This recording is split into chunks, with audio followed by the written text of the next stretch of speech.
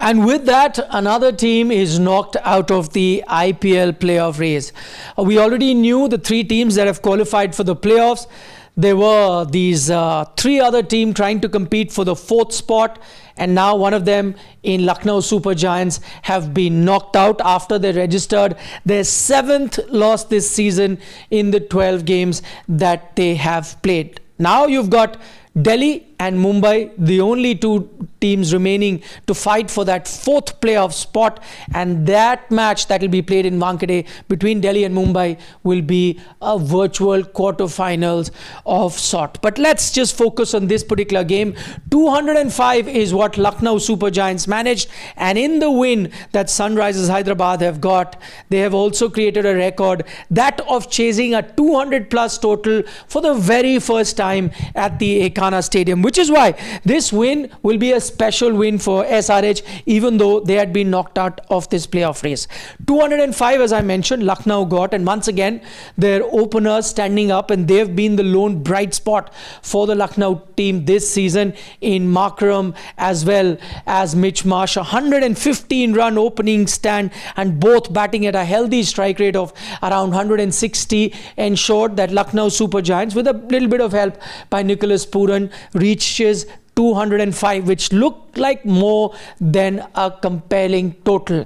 But if Abhishek Sharma is in the form that he is in, after the 100 that he had got, he had been a bit off color, but once again showing his true form, reaching 59 at a strike rate of close to 300. When he batted the way that he did, I don't think any total would have been enough. And I think that's the foundation that he laid was good enough for SunRisers Hyderabad to chase that total down. And I think this was another reminder by Abhishek for anyone who was doubting whether it needs to continue in the T20 format or not. With a batter like him, you get a match winner. There will be inconsistency, but when he fires, more often than not, your team will win. And which is why he is definitely the future of India's T20 team.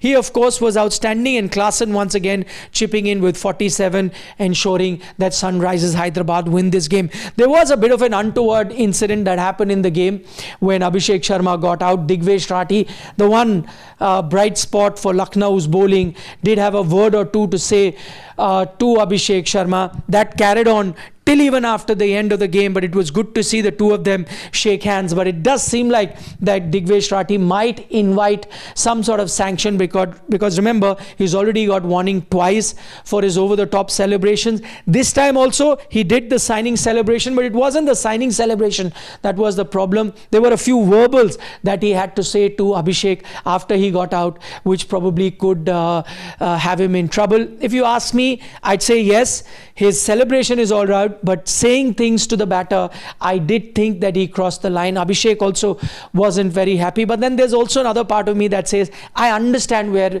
Digvesh comes from. Abhishek was going hammer and tongs, smashing the opposition bowling, almost insulting them with his aggressive batting.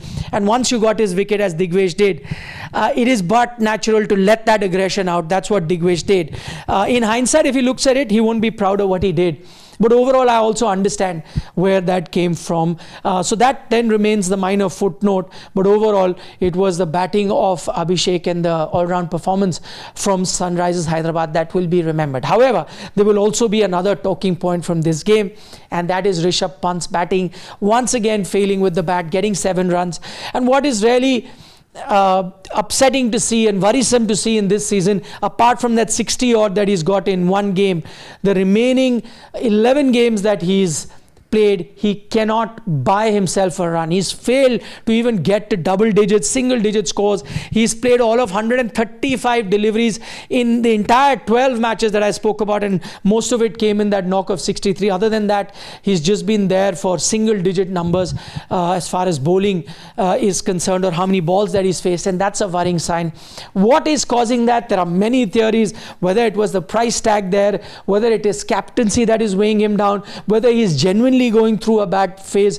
Many theories that are being discussed, but this is sort of a patch that we've never seen Rishabh go through, and I think his team not doing rather well is just contributing to that. Having said that, I do wish that Rishabh Pant, the test batter, will be a completely different kettle of fish when he goes to England, because in test match cricket he still remains one of your biggest match winners, but his white ball form has been very worrisome.